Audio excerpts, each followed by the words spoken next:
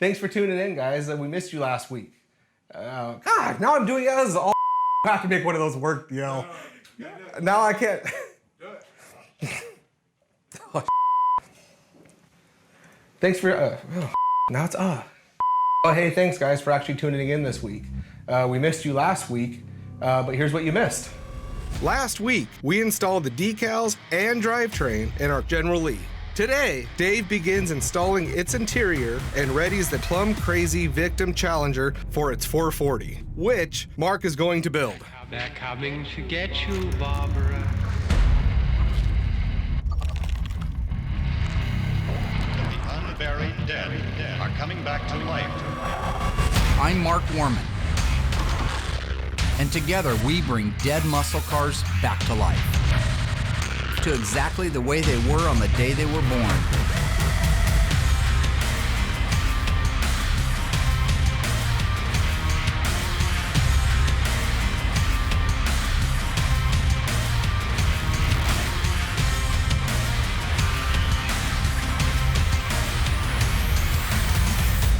This station will remain on the air day and night.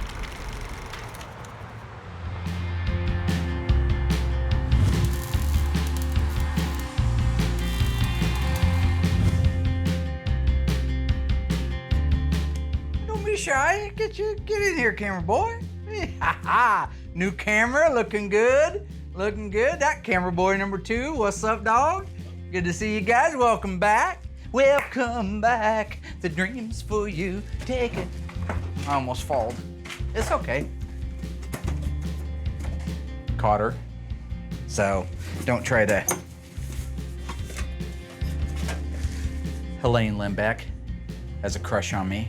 So Judy Borden. Who's Helene Limbeck? She played Judy Borden in Judy Borden down here in Welcome Back, Kotter. Yeah, she had a thing for me, so. What's Welcome Back, Connor? Welcome Back, Kotter's a TV show, fool. Had a great week last week. We got our drivetrain installed in the 1969 Dodge Charger, the world famous freeway jump car General Lee.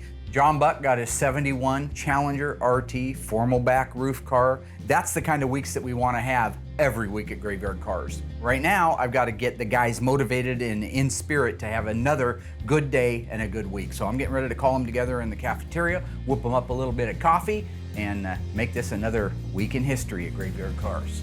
Quote me on that, week in history at Graveyard Cars. So don't try to. Coffee! The boys are coming in here in a minute. Got to get them fired up for the day. I've already had 2. Getting our coffee going? Willie and Davey, gentlemen, how are you? Good. Good, just whipping myself up a little something there. Yeah. Okay, so here's where we're at. Busy day. Smith Brothers are coming down to do the brush guard. Awesome. And the roll cage in the, that's a quick heartbeat, in the General Lee. Yep. So how are you doing for that? Will you be able to get that thing in a position where they can get inside of it, do the roll cage, do that? Of course, yeah, ready to go. We got Smith Brothers coming out. We just got all the suspension and engine in the car, so I still got to finish plumbing out the undercarriage. Then from there, I'll get it down on the ground, go ahead and get that dashboard installed, carpet, windows, glass, and just kind of work on the interior components. So I can get that, all ready to go before they show up. Okay. Yep, I'll have it ready to go. Willie? Yeah. Are you sure? Are you sure that's good at your age? That's good. It's good. Is it good? It's good. How are you doing? Who are you? I mean, I'm what are Will. you working on? You're Will. Yeah. I'm getting ready to go do the final paint on the bird. Final paint on the Superbird. Yeah. FJ5, Limelight. Is it FJ5? It's FJ5, Limelight, Superbird. What are you talking about? What color are you painting it? What's left on it to do? I can come out if you need. No, I'm good. I just got to get a shot. Mark shouldn't have coffee first thing in the morning. We learned that when Alyssa used to make it for him first thing, and he's kind of backed off, but obviously you see why we don't like him drinking too much coffee. Cousin Duct Tape, Dougie, is outside, working hard in the engine room, getting saw stuff that. done. I'm going to work on a 440. Doesn't ring a bell? Okay, No. yeah, 440 Challenger, 1 in 960, Oh, the WC7 purple one? Plum Crazy, DBC 2210 by PPG, yeah. By Curious George, I just found out is no longer curious. Oh, really? Will, not that, obviously. He was asking me about if the quarter extensions for the can't wait to CUDA see- are the same as the I can't wait Challenger. to see George. I'm going to tell him. Oh, poor guy. No longer curious. Mark's in the engine room working on the 440 for the Plum Crazy Purple Challenger. So I'm gonna go ahead and work on the undercarriage on that, maybe get all the plumbing and everything done, get the control arms in, so it's all ready to go for whenever he's got all that suspension done. Boy, how many shots Well, how many shots has that one got? what was the question again? How many shots? That's 3, but I did it twice, so 3, 6. So this is 9. What? Yep. Is he gonna make us a coffee? I don't think so. He's spinning like a freaking top this morning, man. Golly. Now that we're done with our ridiculous meeting, I'm gonna head out there, get the paint mixed up, and get the bird shot.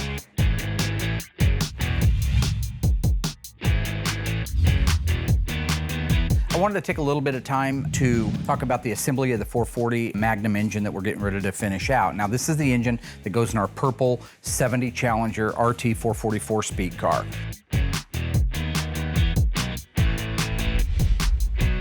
It's got the short block built out, so that means the rotating assembly is built out. The crankshaft, the rods, the pistons, they're all in place.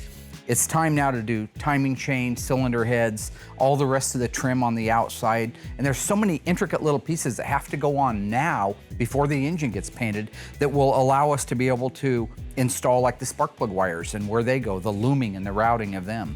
And that's important to know because a lot of the engines dress out differently from year to year and from engine to engine and transmission to transmission. So with the rotating assembly done, I'm gonna put the timing chain and gears on. The timing chain and gears are going to synchronize the camshaft that you see here with the crankshaft down here. The timing of these two rotating assemblies is crucial. You've ever heard the term, I broke a timing chain, or we threw a timing belt. When that happens, the camshaft and the crankshaft are no longer synchronized, they're spinning at a different time. And on some engines, they're called interference engines, if it spins when the piston's at the top and the valve opens up, it'll bend the valve, break the piston, cause galactic problems. These are a non-interference engine, so they won't do that. They'll just leave you walking. So this is our double roller timing chain and gear set. You see I've kind of got them laid together. This chain has 2 sets of rollers on it. That's why they call it a double roller timing chain. This is a steel gear on the crank, and this is a steel gear that goes on the camshaft. The other thing to make note of, and I'll show you as I put it on the engine, you'll notice that there's a locating dot on the crankshaft gear, and there's a locating dot on the camshaft gear. Those two have to be synchronized perfectly. If those two are lined up, when this slides over the keyway and this pin lines up on the camshaft, we have perfect timing. So we're gonna take the crank gear out, and we're gonna slide it over. You see this keyway, there's a keyway here for it. That's gonna slide on there and just get started right around there. Now I've already aligned this up, so it should slide together right. Again, you'll notice that we got our dot on the crankshaft gear right at 12 o'clock. And now we're gonna come in and line up this dowel hole with this dowel on the camshaft.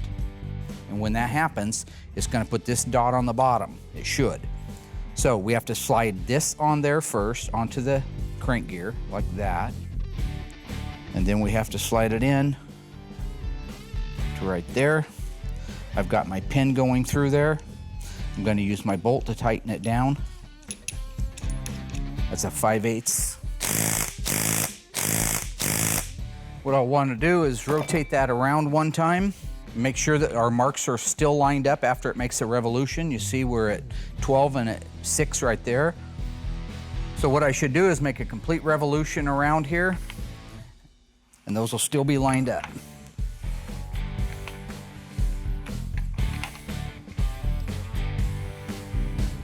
There you go.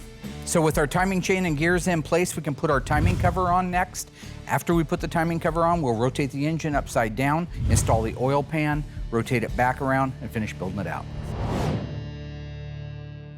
Stay tuned. Mark continues to educate us on building out a 440. And some very special enthusiasts install the roll cage and push bar on our legendary General Lee.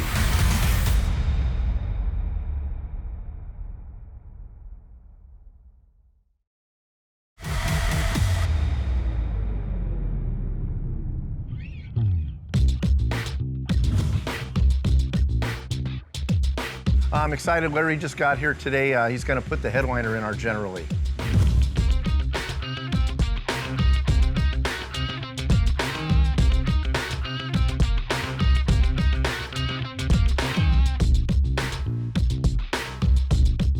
There's a lot of things that can go wrong whenever you're installing a headliner. Larry, with all those years of experience, makes it look really easy, but there can be problems with the bows being the wrong size. Some of the holes don't line up. You're missing clips, missing screws, stuff like that. But I kind of prepare everything ahead of time for Larry, so it makes it that much easier for him.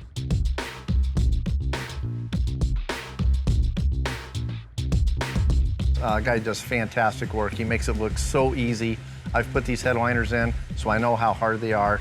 So it's great having Larry on board.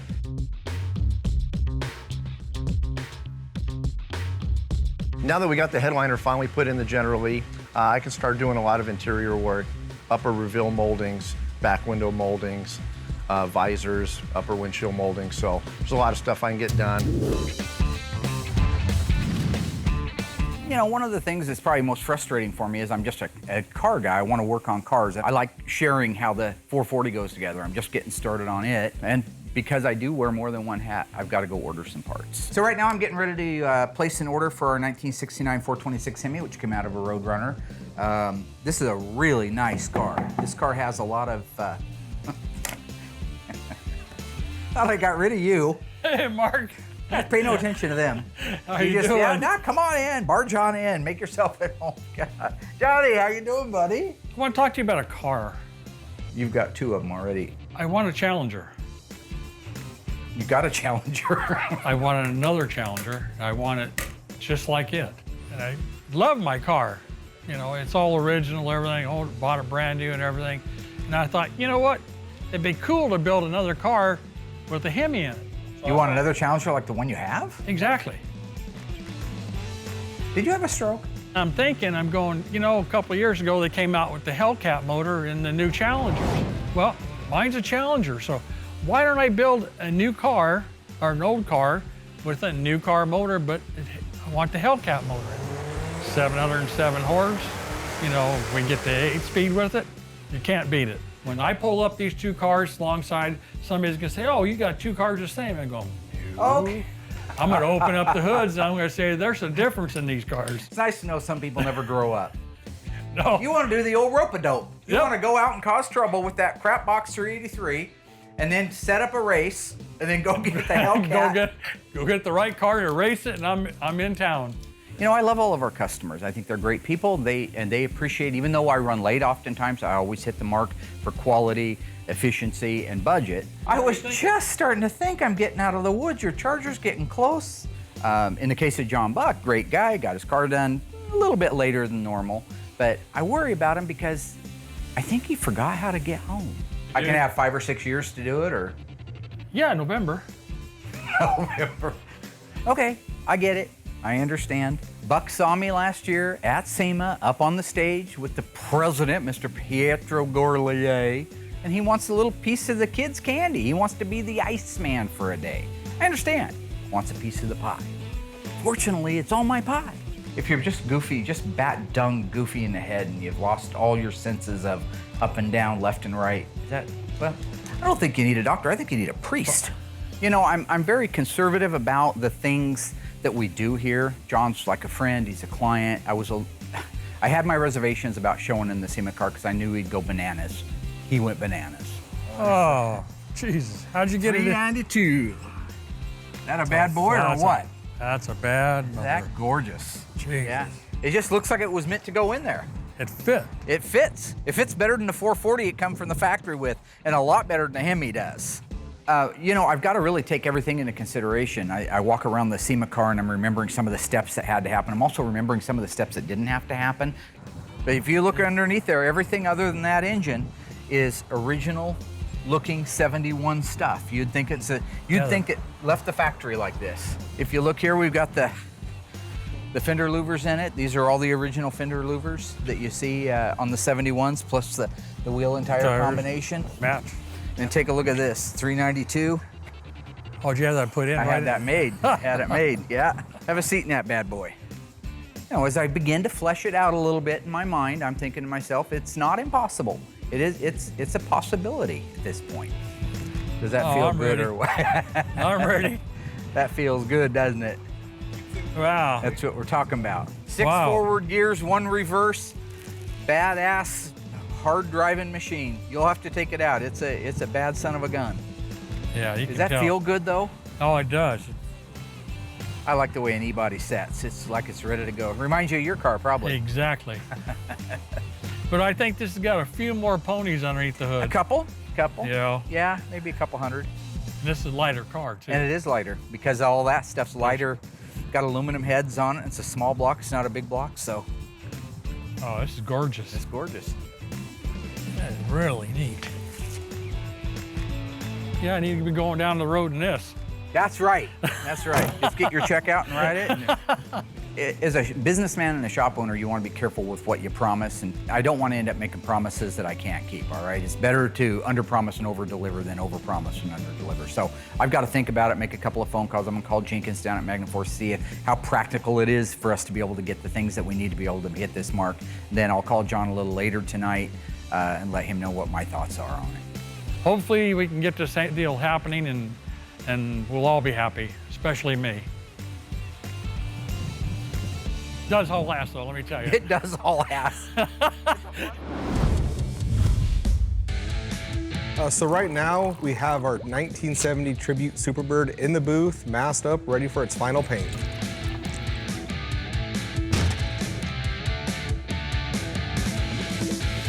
This car is going sublime green. I wasn't a huge fan of it in the beginning, but it is different than the normal greens we do. So for that reason, I do like it.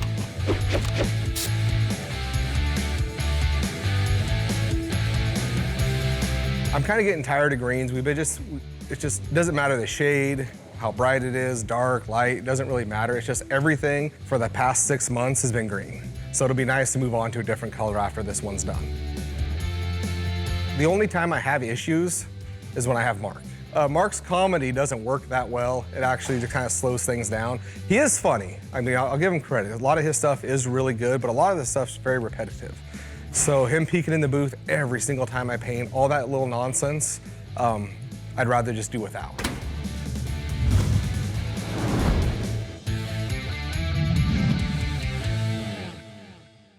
What color was it generally painted for the Dukes of Hazzard TV show? Was it A, Big Bad Orange, B, Hemi Orange, or C, Corvette Flame Red? Find out after the break.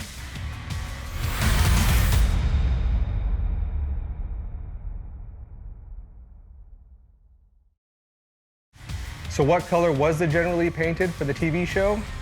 It was Corvette Flame Red. Apparently they had some issues with the color and the framing of it. I don't know, you can look all that up on your own time.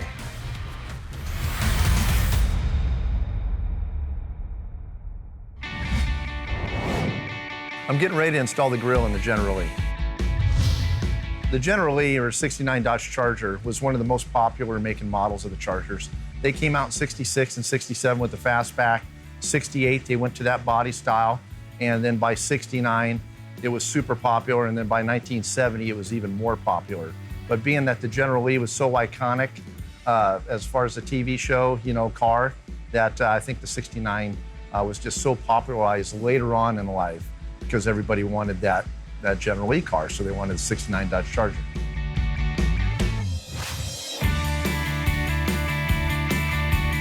The eye molding in the 69 Dodge Charger grill used to be impossible to find. And what I'm referring to when I say eye molding is like the very nose piece molding that goes straight up and down and then crosses on the top. Some call it eye molding, some call it nose molding. But it used to be really impossible to find. And thank goodness for reproduction parts, they come with the entire grill piece. You got to order that eye molding separate, and then the rest of the pieces go in. I believe it's like 7 pieces total. So it's so fantastic that they got all those reproduction parts so we can make this grill look brand new and beautiful. Speaking of Dodge Chargers, did you know that they attempted to revive the Charger model back in 1999?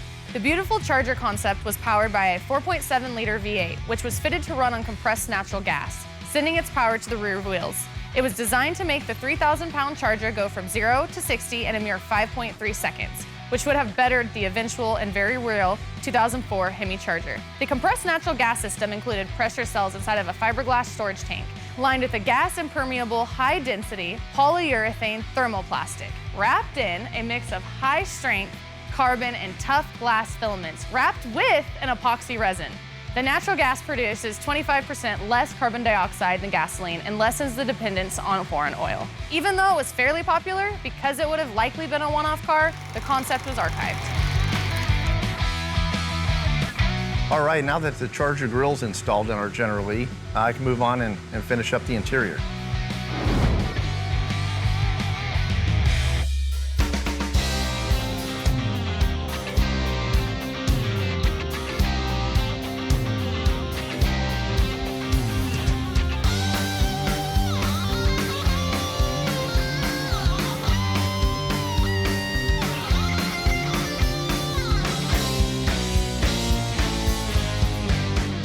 Okay, now that we have the timing cover on, we're ready to put the oil pan on, which also requires on all the high-performance engines the windage tray.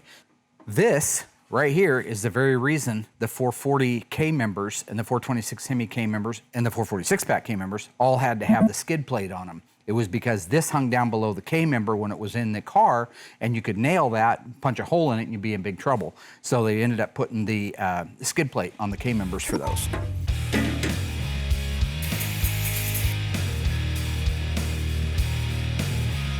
Okay, before I lay the first gasket down, I always use a little bit of sealer. We like the right stuff, it works really good. I like to hit the seams right here where we have a rear main seal and a little bit up here at the front. And that fills those gaps nicely. It's okay if it hangs out a little bit.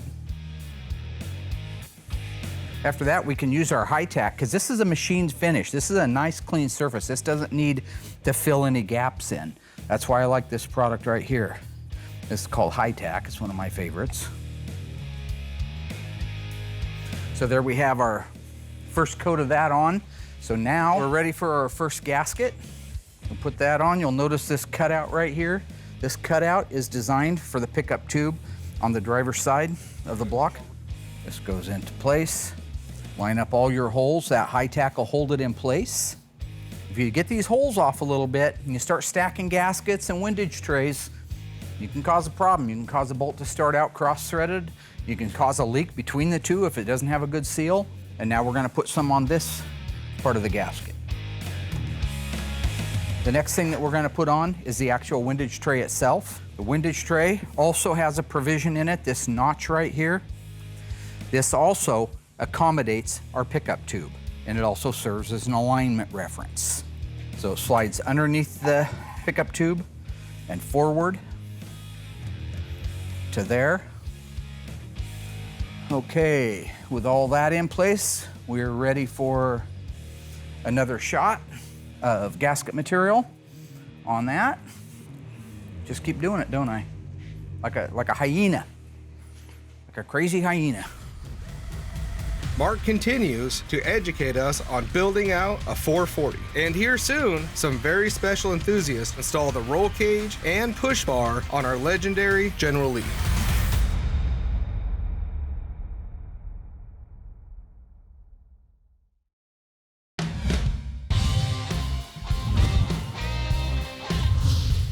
I had to finish getting some stuff plumbed out on our 69 Dodge Charger, General Lee. So now I can move on to installing the interior.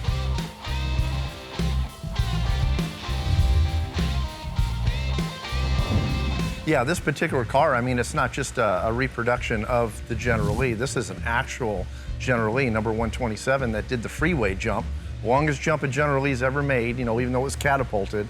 It's a pleasure to actually work on a real, live General Lee movie car like that, and then the one that made the longest jump. So that's totally awesome.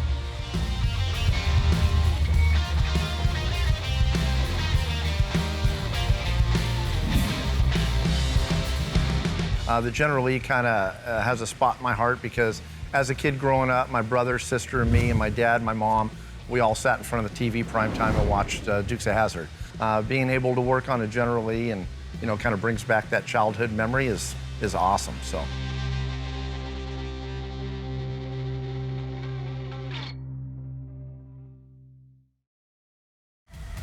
Mark continues to educate us on building out a 440. And here soon, some very special enthusiasts install the roll cage and push bar on our legendary General Lee.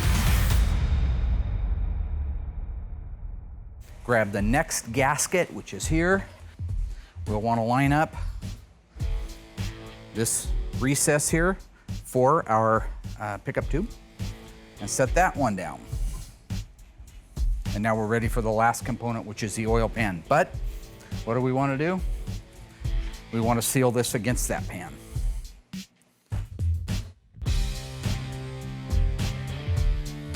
Here we go.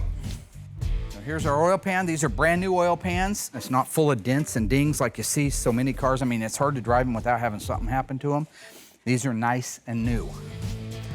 This is going to slide down into position like that. Forward, line up your holes.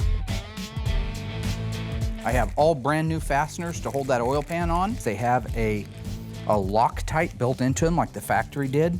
That little dot of yellow actually goes into a recess into the bolt itself. And when this goes down into place, it locks it. It gives it an extra ability not to vibrate out. So I want to lock down my outside corners.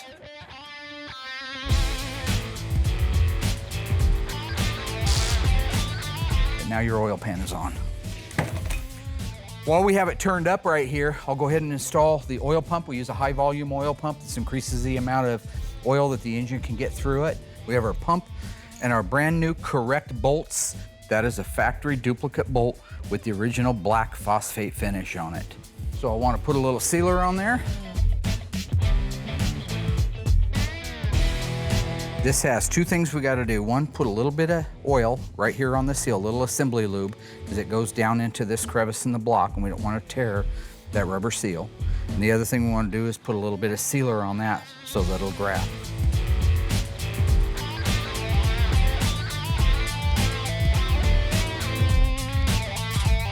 Remember that you want to put your oil filter on from the front. We'll slide that into position. That should drop down there like that. This is the long one, goes through here.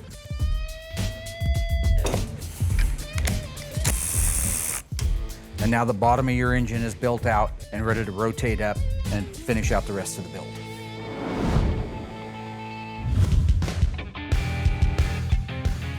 I'm getting ready to install the upper control arms on our 70 Dodge Challenger, plum crazy purple 4-speed car.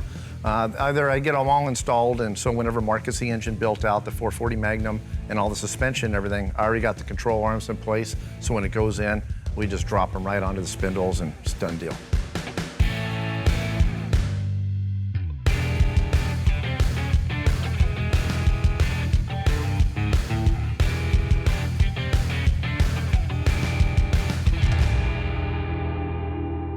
Speaking of Challengers, do you know all the various models of Dodge Challenger? Dodge was planning on 200,000 sales, so they came up with several different option packages to help get them to that milestone. The model year started out with the Challenger Highline, and it was available in almost every trim and luxury option. The base engine was a slant 6, but the starter V8 was a 340, producing a rate 275 horsepower and 340 pounds per feet of torque at a low 3,200 RPM. One unique package was the Western Sport Special, which was based on the Highline with a pedal dress-up kit, a vinyl top, and the Western Sport application on the rear quarter panel. They were only available to the San Francisco and Los Angeles sales regions, with most built in Los Angeles and only a few having been built at the Hamtramck plant. There was the Dodge Challenger Deputy, which was a lower price package and were devoid of amenities such as air conditioning, power steering, or power brakes, and interestingly also used base Barracuda seats. Of course, there is the Challenger Special Edition with the formal rear window, overhead consolette, and leather seats. And finally, the Dodge Challenger RT and Challenger TA. The Challenger TA was based on a Highline but featured a special 290 horsepower 340. The Challenger TA was created because they had to make retail cars for the vehicles used in motorsports. Just like Daytonas had to be made for retail for NASCAR, Dodge had to make 2,400 Challenger TAs to support one SCCA racing car. And finally, the Challenger RT. It's what makes the Challenger memorable. The most coveted of the lineup being the 426 Hemi, rated at 425 horsepower, and its sibling, the 446 barrel, rated at 390 horsepower. All right, our 70 Dodge Challenger is all ready for its engine as soon as Mark gets it down in the machine shop.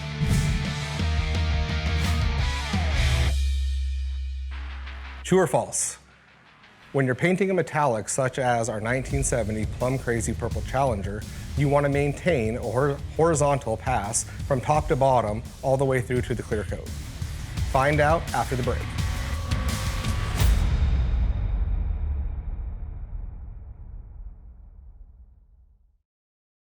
So do you or do you not keep the horizontal passes through a metallic? The answer is false.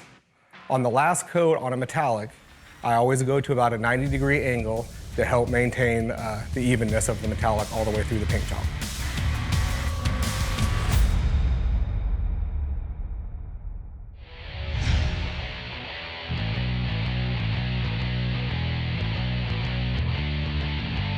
With the engine rotated back around, we can install the fuel pump, cylinder heads, intake manifold, and the rest of the pieces that go on with it. And there are some crucial pieces that need to go on now before you torque the heads down.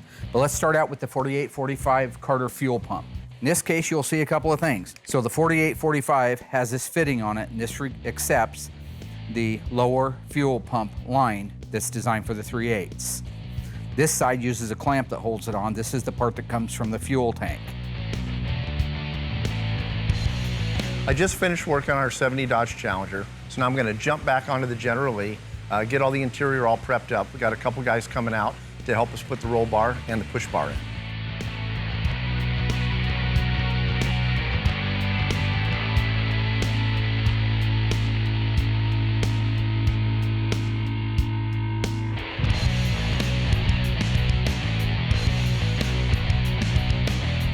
The first thing I want to put in is our fuel pump relay rod. This runs up against the camshaft, transfers every time the lobe on the cam comes around and hits this, it pushes it down. When it pushes it down, this is in place. It engages this pump arm, it goes down and up, and that creates the fuel pressure. So this will transfer all the way up through the block and onto the actual camshaft itself. This needs to go in first before we put our fuel pump in. There's a nice blob of grease on there. That'll hold it up into the cavity. It goes up into this hole here, and then there's a matching one inside the block. Then we have our hex-headed cap screw. There's our thread sealant. Put this in here. Got a little crazy with it that time, but that's okay.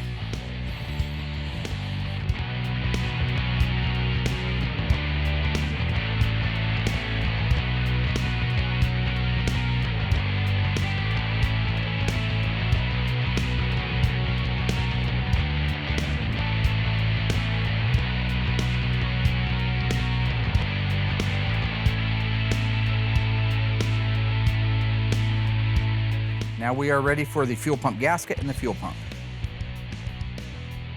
Gasket, just like that. So this goes in to there, but it will not compress all the way. I have to use the bolts to suck the fuel pump down into place. So the next thing is the cylinder head.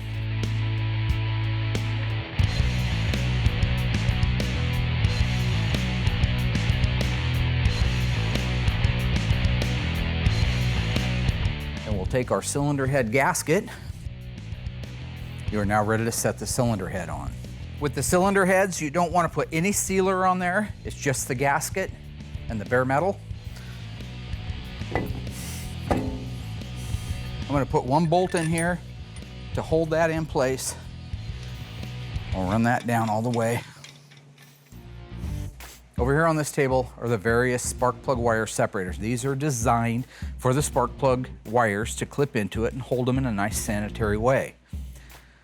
Some of these go underneath the cylinder head bolts, and that's what we've got to make sure is which bolt, because if you torque your head down and you don't have that under it and you have to take that loose, you're going to have to break it loose. I mean, I would recommend breaking all of them loose, replacing the head gasket and tightening them back down again.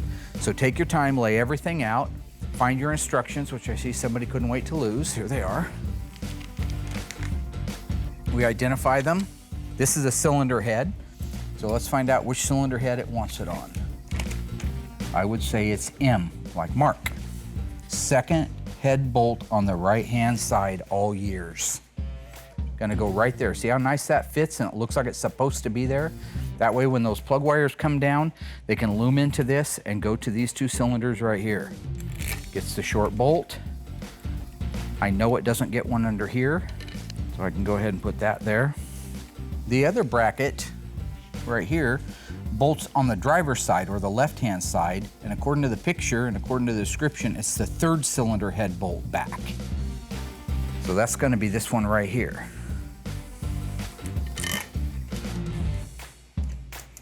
Then this one does not get one, so I can go ahead and put the bolt in it. Now all we have left is the heat shield for the spark plugs on the other side.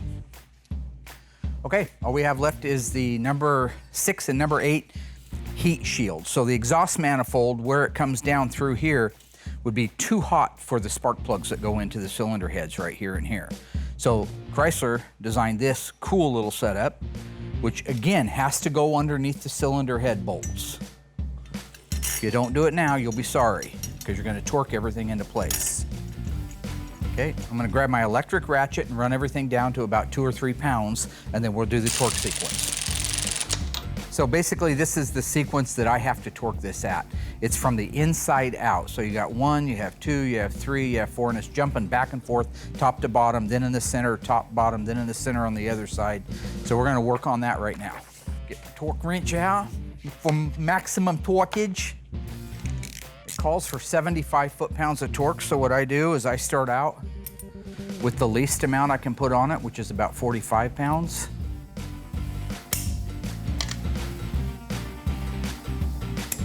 Hear that? That's the torque. 1, 5,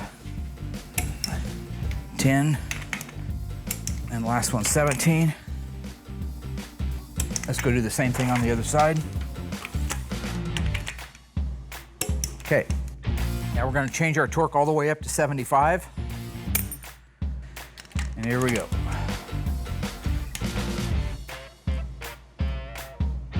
1. All right, cylinder heads, brackets, heat shields, all in place. Next thing we can put on is the intake manifold. The interior on the General Lee's coming together nicely. I'm just getting ready to put the door panels on. The upper pads can be a total pain in the ass. They got to line up just right in the holes. A lot of times the clips will bend, they won't snap in just right, but I think I'm gonna get her.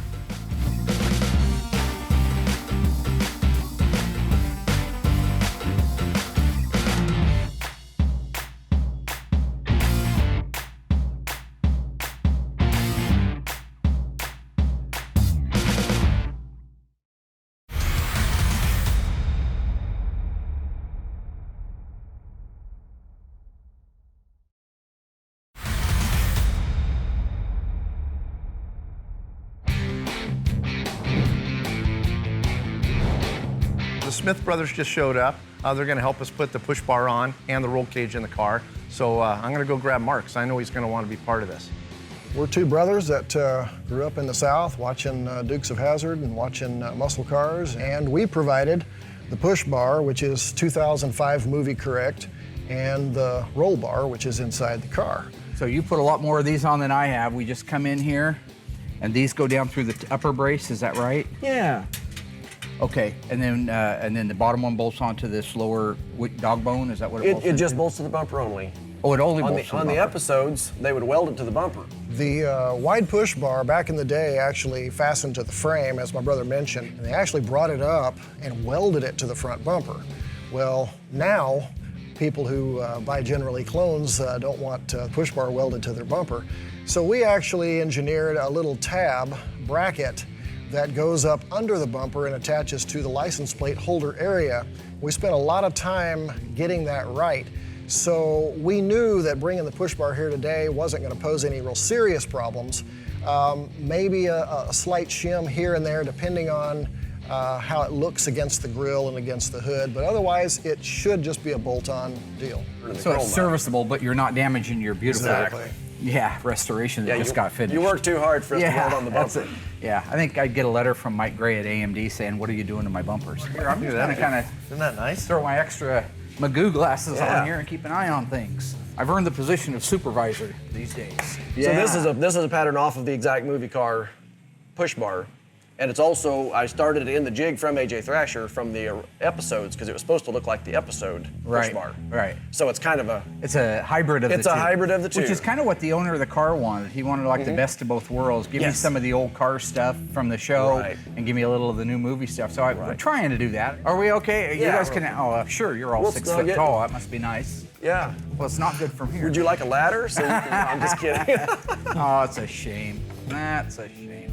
On the episodes, usually this bar would be right in line with the trim and right between the hood. Okay, so like I say, tighten it up. It's just a visual alignment, just a compromise between the grill and the hood. That should have helped right there.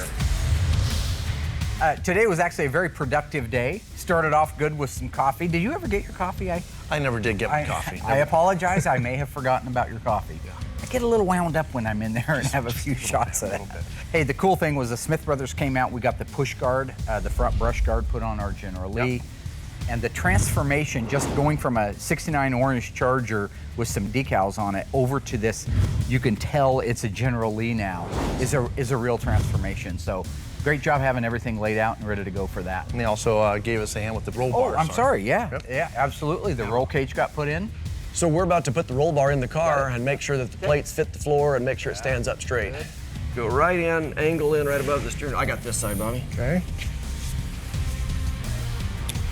Oh, wow, that's too cool, huh? Look at Go ahead and hold it. I'll back up. Wow, it clears the dome light. And that's what I was worried about was the dome light. Right. That's great. Yeah, really tricky to put in. You got to put it in place, bolt the plates down, weld the hoop on. And so that's a little scary whenever you got the interior almost completely installed in the car. Oh, yeah. So. Yeah, exactly. In some of the early episodes, they had some braces because they were actually functional cages, but then later they got it, when they got everything streamlined and started getting consistent looking cars, they only had the bar. Yeah. But when you do it that way, it's not crooked and it's really solid. Yep. That's right. That's awesome. This is a very good representation. As a matter of fact, I can't see anything on the car that I would change or even recommend to be changed. Whoever owns this car has something to be proud of. Thanks, James. Nice work. Very nice to meet you. Very nice to meet you, too. Yeah. Really awesome to have them out there. They had the actual jig from the That's what they were from saying. the movie cars to build that. So they could make that basically identical to the one that's in the movie, which is really, that's a kudo, you know, and the brush guard as well. I believe they had a jig for that. So yeah, fantastic on that. And did you see who else came back? Apparently lost. Oh yeah, John Buck. John Buck came back. Yep. Oh, I think John Buck's just crazy. John wants an identical twin to his 71. Identical. Green go, black top, formal back roof, overhead consolette, and the same Kragers, except he wants it with a 392 Hemi and an automatic in it. I wasn't sure by the end of the day if I was going to come to you and say, we're going to pass on it, or if we're going to play. But just so you know, I've already gave John Buck the word we're going to play. Good. I think we're going to make it. So, yep, I think push hard, promise the moon, and deliver what you can. I'm kidding, not really. Basically, I got all the parts handled from Ron. They're coming. That's the only real deadline, other than I want to finish the 440, get it put in the car so we can get that shipped back to the new owner because he's anxious to get it. But overall, not too many forest fires, so that's a good thing. Yeah, but we got the owners for the General Lee coming out next week. Next week. That's not next week. Oh, God, that's next week? Yeah. For the... Don't put that.